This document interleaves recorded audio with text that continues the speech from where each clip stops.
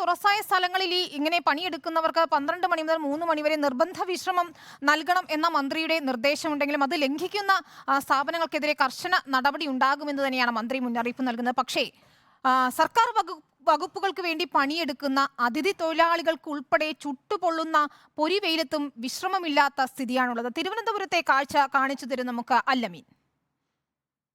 സംസ്ഥാനത്ത് ചൂടിന് കുറവില്ല, ചൂടൻ കാഴ്ചകൾക്കും പഞ്ഞമില്ല.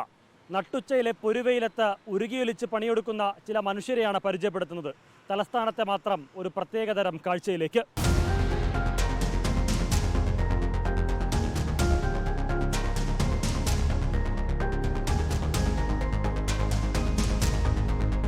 തലസ്ഥാനത്തെ സ്മാർട്ട് റോഡിനായി പണിയെടുക്കുന്നവരാണിവർ. ഉരുകിയൊലിക്കുന്ന പൊരിവെയിലത്തും ഇവർക്ക് പണിയെടുത്തേ പറ്റൂ.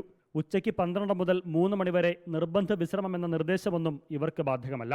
കാരണം പറഞ്ഞ സമയം കഴിഞ്ഞിട്ടും ഇഴഞ്ഞിഴഞ്ഞു നീങ്ങുന്ന റോഡ് പണി വിവാദമായതോടെ എത്രയും പെട്ടെന്ന് അതിൽ നിന്ന് തലയൂരാനാണ് സർക്കാർ നീക്കം. അതിനായി വെന്തുരുകുന്ന ചൂടത്തും രാപ്പകലില്ലാതെ പണി തുടരുകയാണിവർ.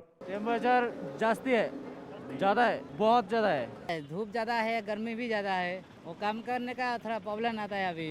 हाँ, इतने चूട് കുറച്ചധികമാണ്. തിരക്കുള്ള റോഡാണ്, തിരക്കുള്ള മേഖലകളാണ്. ഒരുപാട് ഓഫീസുകൾ, കമ്മീഷണർ ഓഫീസും DGP ഓഫീസും ഉൾപ്പെടെ പ്രധാനപ്പെട്ട പല ഓഫീസുകളും ഉള്ള മേഖലയാണ്. ഇവിടേക്കൊക്കെ നിരവധി വാഹനങ്ങൾ വരുന്നതുകൊണ്ട് ട്രാഫിക് പോലീസുകാരും കൃത്യമായി തന്നെ ഉണ്ട്. ചേട്ടാ, ഈ ചൂട് എങ്ങനെയുണ്ട്? ചൂട് നല്ല ചൂടാണ്. ചൂടത്താണ് ബാഗും തൂക്കി ഹെൽമറ്റ് വെച്ച് ഫുൾ കൈകെട്ടൊക്കെ പോകുമ്പോഴത്തേനും വളരെ ബുദ്ധിമുട്ടാണ്. പിന്നെ റോഡ് പണിയും കൂടെ ഇങ്ങനെ കിടക്കുന്നതുകൊണ്ട് പിന്നെ വളരെ പാടാണ്. അത്തരത്തിലാണ്. അപ്പോൾ ഇദ്ദേഹത്തിന് തന്നെ കാണാം, ഹെൽമറ്റ് വെച്ചിട്ടുണ്ട്, ബാഗ് തൂക്കിയിട്ടുണ്ട്, ഫുൾ സ്ലീവ് ഷർട്ടാണ്, ഒപ്പം ഗ്ലൗസ് ധരിച്ചിട്ടുണ്ട്. കാരണം ചൂടിനെ പ്രതിരോധിക്കുന്നതിന് വേണ്ടിയും ചൂടിൽ നിന്നുള്ള മറ്റു പ്രശ്നങ്ങൾ തൊലിക്കൊന്നും ഉണ്ടാകാതിരിക്കുന്നതിന് വേണ്ടിയുള്ളൊരു ക്രമീകരണമാണ്. പക്ഷേ നമുക്ക് സാധാരണഗതിയിൽ തന്നെ നിൽക്കുമ്പോൾ ഉരുകിയൊലിക്കുന്നൊരു സാഹചര്യം, അതിനിടയിൽ ഇത്തരത്തിൽ കൂടുതൽ വസ്ത്രങ്ങളൊക്കെ ധരിച്ച് നിൽക്കുമ്പോൾ ഉണ്ടാകുന്നൊരു സാഹചര്യം നമുക്ക് ഊഹിക്കാവുന്നതേ ഉള്ളൂ. ഒരു ചേട്ടൻ ഒരു ഓഫീസിലേക്ക് പോകാനായിട്ട് വരികയാണ്. കർച്ചീഫ് വെച്ച് തലയ്ക്ക് തുടച്ച് വിയർപ്പൊക്കെ തുടച്ച് മാറ്റി വരുന്നൊരു സാഹചര്യം. കാരണം പുറത്തേക്ക് ഇറങ്ങിക്കഴിഞ്ഞാൽ ഉരുകി ഒലിക്കുമെന്നുള്ള കാര്യത്തിൽ സംശയമില്ല. അതിനോടൊപ്പം പണി നടക്കുന്നത് കൊണ്ട് തന്നെ വലിയ രീതിയിലുള്ള പൊടി ഉയരുന്നുണ്ട്. അത് കാറിനകത്ത് AC ഒക്കെ ഇട്ട് പോകുമ്പോൾ കുഴപ്പമില്ല.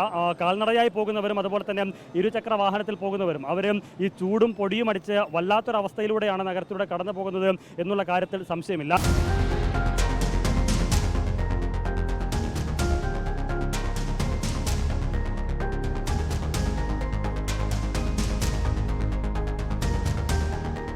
സംസ്ഥാനത്ത് ചൂട് കുതിച്ചുയരുകയും പലയിടത്തും ഉഷ്ണതരംഗ സാധ്യത നിലനിൽക്കുകയും ചെയ്യുന്നുണ്ട്.